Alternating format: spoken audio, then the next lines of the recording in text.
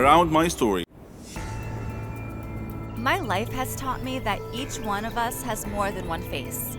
And there are faces that are much worse than our nightmares. My name is Susan, and the story I will tell you needs to understand my reasons before judging me. When I was in school, I was one of the celebrities that all the kids wanted to be with, including Josh, one of the school bullies, who was obsessed with me and tried to get close to me in every way. But I could not, because I had always rejected him. But also, this was not my reality, which I hid because my family was very poor, and I was embarrassed to show them to my friends or to anyone. And at that time, I became in relationship with my friend Max. And Max was one of the boys that I could call the idiots of the school because he was very mean, and the rest of the students were surprised that I chose him. And despite this, all the students, even the bullies, including Josh, were afraid of Max and could never get close to him, which was strange. The days passed, and I left Max. I left the city with my family, and our financial conditions turned from bad to worse. And one day, when I was leaving the university, a young man in a very cool car stood in front of me and smiled at me without speaking before introducing himself that he is Max, the school friend. He searched a lot until he found my address.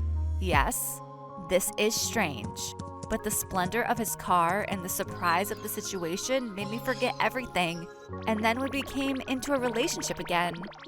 He was very rich, and his house was like palaces. I was not mainly interested in knowing the source of this money because I knew that Max's father was rich since the school days, and this is not strange. But over time, I noticed his strange behavior. I became sure of my suspicions that there was something strange when I found a large quantity of drugs in one of Max's bags. At first, I hid that, but at some point, I told him what I saw and that I knew he was a drug dealer. At that time, he was very calm and told me that each one of us has something to hide, and this was my truth.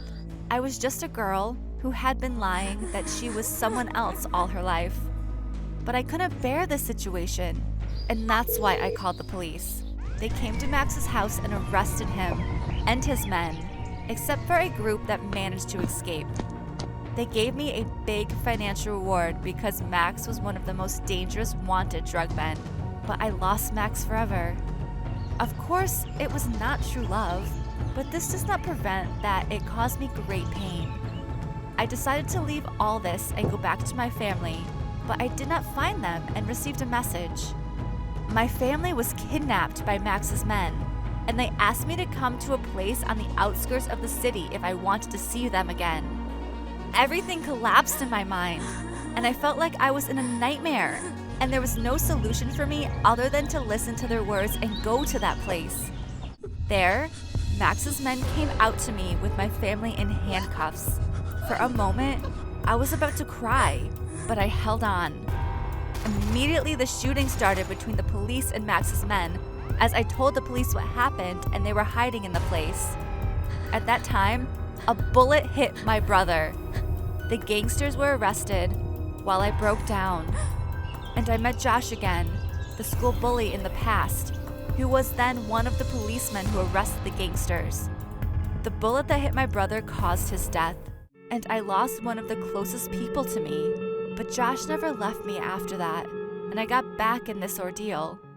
At that time, I made sure that I was stupid when I rejected him a long time ago and chose a fake face, just as I was fake too. I am Emma, 23 years old. My life seems very normal.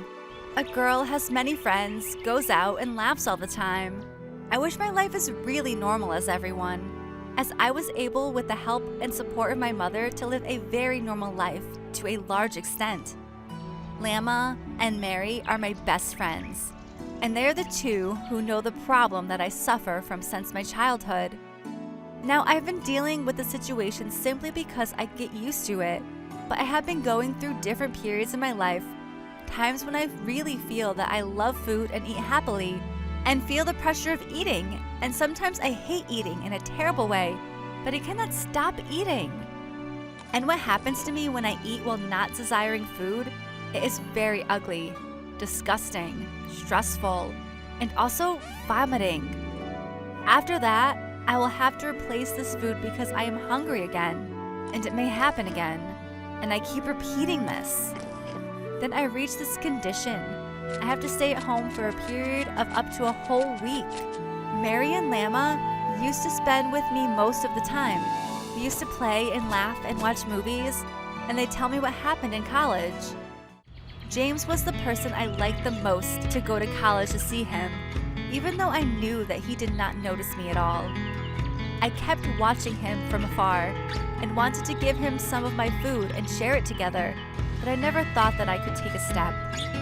Even though coincidences used to bring us together outside the university and we would meet in more than one restaurant, I would love to go with Lama and Mary and always eat there. Despite all these coincidences, he never noticed me or even caught his attention. And one day, I saw James with a girl from our university. They were very happy together. I felt very sad, and I asked Lama and Mary to take me home. And I kept crying all day until I slept while crying and even forgot to eat. And this was the first time this happened to me, because this day, my mother was not at home. And when she came back, she came to check on me in my room, but she found me unconscious and called for an ambulance quickly. I woke up after 3 days in the hospital, and I could have died if my mother had been late for a while. I was very upset with myself that I wasted all her tiredness and effort with me over the past years because of my anger at a person who does not know that I exist in life at all. I forgot that I have a rare disease and that I can't stop eating. Otherwise, I might get a big problem that could lead to death. My mother was the only one who got my back since I was a child and kept trying to find a cure for my illness. She was helpless and very sad the moment when I woke up. The bigger problem now is that it did not stop at the problem of craving for food, which is impossible for me to stop. I am now a patient with heart disease.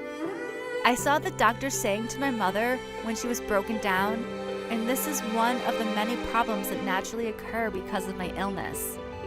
My condition now is much more difficult than before. I am prohibited from excessive movement, travel, and swimming. I am forced to eat all the time. Although food has never caused me a problem with weight, my life has become more difficult, and my mother has to take extra care of me. I feel that I've become a very big burden, and that if I died, the lives of all people around me would be easier, so I decided to take an extra dose of heart medication. My plan would have worked if my mother didn't notice that and forgotten about me even if it was half an hour. Unfortunately, she noticed that my condition was getting worse and took me to the hospital, and they rescued me at the last moment, and I had a new life. Do you think my decision to commit suicide was wrong? Or what is wrong that I continue to live and many people suffer because of me?